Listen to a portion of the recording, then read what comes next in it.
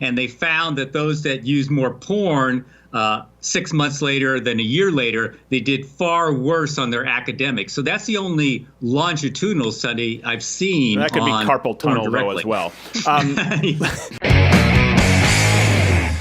I didn't get into this because of religion. It's just a very strange story where some guys about 10 years ago started showing up on my wife's forum, which had nothing to do with porn. And they were complaining and saying, hey, my penis isn't working and I think it's porn. Well, over the next few years, these men recovered from porn-induced sexual dysfunctions. And eventually we started to write about it because we felt compelled, because a lot of the men were suicidal. They thought they were broken for life, and yet they healed. So we felt like we needed to get the word out. And that's how all this started. A lot of people responded, the critics, they would say, well, you know what, Gary Wilson is just taking people who are chronic abusers of pornography. It's not indicative of men who watch porn on the internet, the average male in 2017. So his information is largely irrelevant. What would you say to those critics who dabble in pornography, and are there negative consequences, if any? Well, first of all, the only way to assess if there's negative consequences for you is to take a time out. And that is to stop using porn for several months and see if there's any changes. There's only been 5 studies which have had non-addicts, for the most part, stop using porn, and all of them found significant changes. Some of them could think better.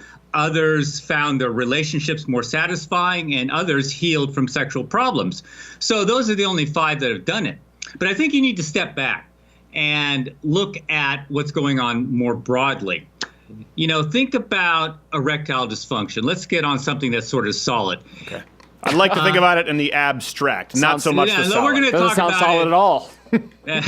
And that is the problem. So if we look at erectile dysfunction rates for men under 40, historically they've been between 2 and 3% up until about 2008. And then they started to climb to the point where now studies, about 7 studies between 2010 and 2017, found erectile dysfunction rates in young men as high as 35%. Okay. So that's a jump of 1,000%. And there's been no other variable that has changed in the last 10 to 15 years that could cause erectile dysfunction rate in young men. Except for the smartphone. Well, I was going to say, it's not like their penis didn't break because of GMO corn. Are we sure about that? Well, the older men are also eating GMO corn, and their erectile dysfunction rates haven't risen quite as much. That's one for you, Mr. Wilson. That's one for you. And what has changed is tube sites. And tube sites were invented in about 2007. And that was a real game changer, where you now had free streaming porn, short little clips, and you could put up about 20 tabs and just click from tab to tab while you're masturbating. And if you got bored, you could click to a new genre, a new fetish, and get your arousal up. And so this is what really changed the game. And we had older men in their 50s, who said, man, I've been using porn forever, never had any problems. But when I started using tube sites about a year later, I couldn't get it up anymore. So is your problem exclusively with online pornography, sort of the social media era porn, or would you still say that there are negative consequences to the traditional, Penthouse magazine or pornography DVD? Well, I think you have to sort of separate the DVD. So if we look at something like a Penthouse, or if you look at Playboy, think about a 13-year-old boy. All he can do is look at a picture of a naked woman. What could he think of? Maybe feeling her boobs up, who knows what. But now a 13-year-old goes to a porn site and he sees the hardest of the hardcore porn, and he looks at it and masturbates to it every day for about 6 years before he actually kisses a girl. So he's training his sexuality in 2 ways. The first way is, that's how I should do it. Right. And it replaces his imagination. The next thing is, I need everything associated with my porn use to become aroused. And number one, that's watching other people do it. Or I need to click from video to video. Or I need to go through about 20 videos and find the perfect shot to end on in order to orgasm. So that's the game changer. Is it possible that this generally would only affect outliers, people with addictive personalities who would have the same proclivities with any sort of chemical or practice that is addictive?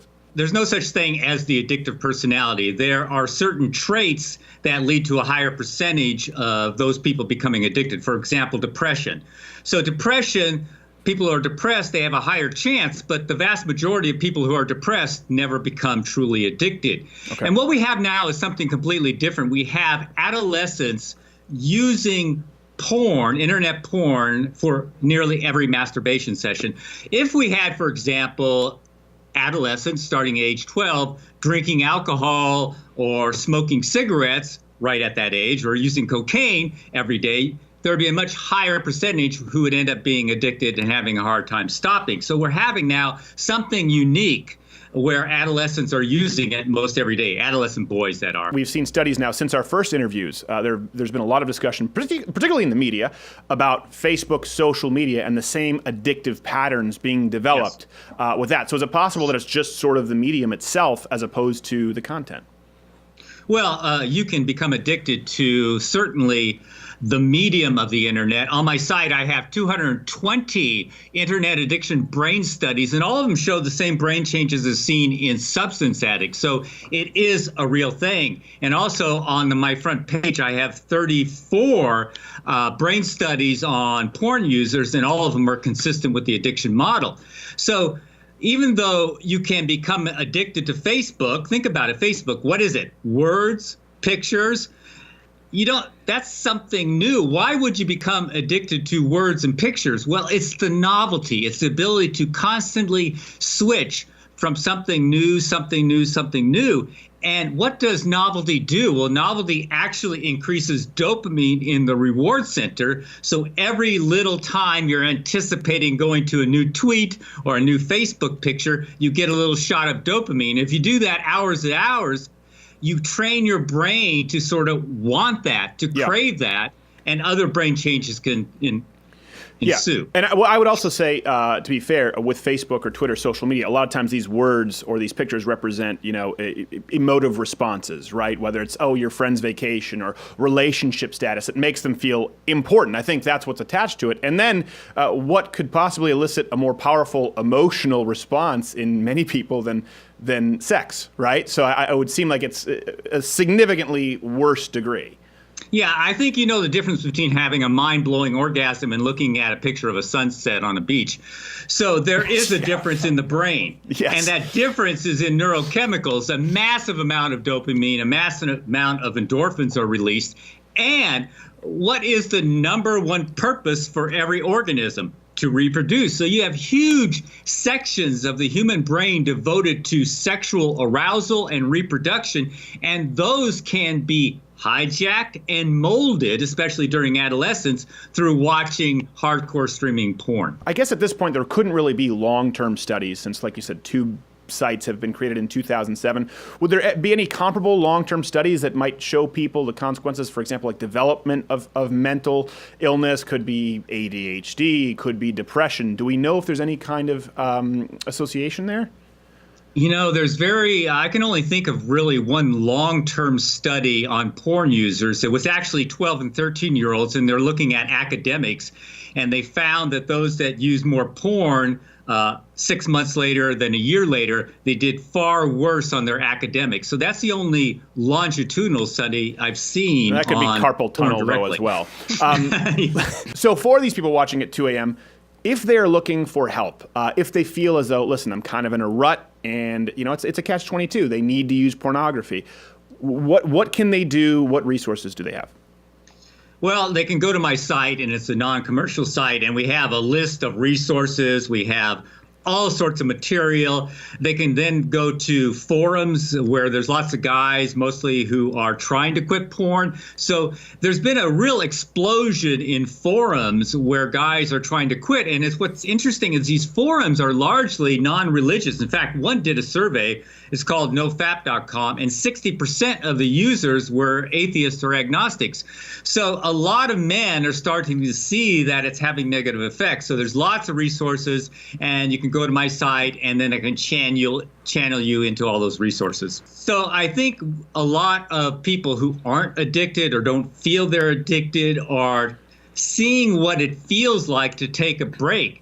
And since a lot of them have grown up using, even if they're 30, 35 years old, this is the first time they've taken a break from porn for an extended period. And in that, they're discovering, my goodness, something is going on here. Thank you so much, Mr. Wilson, for coming back. And we have to have you. It's been too long. We'll have to have you back regularly because we get so much feedback. YourBrainOnPorn.com is the site, or the book. If you like this video, subscribe by clicking the subscribe button. It's in a circle now. It used to be a square, which most buttons aren't squares. Unless it's on a phone. There's square buttons on phones, but most buttons are circles. You understand what I'm talking about. Or watch the recommended video, which is popping up in a box, or subscribe at louderwithcrowder.com/mugclub. Join the Mug Club so you can get the daily show. And that means that you are not beholden to the YouTube censoring overlords. So let's be honest. You like being there where you are, under their thumb. Power bottom you.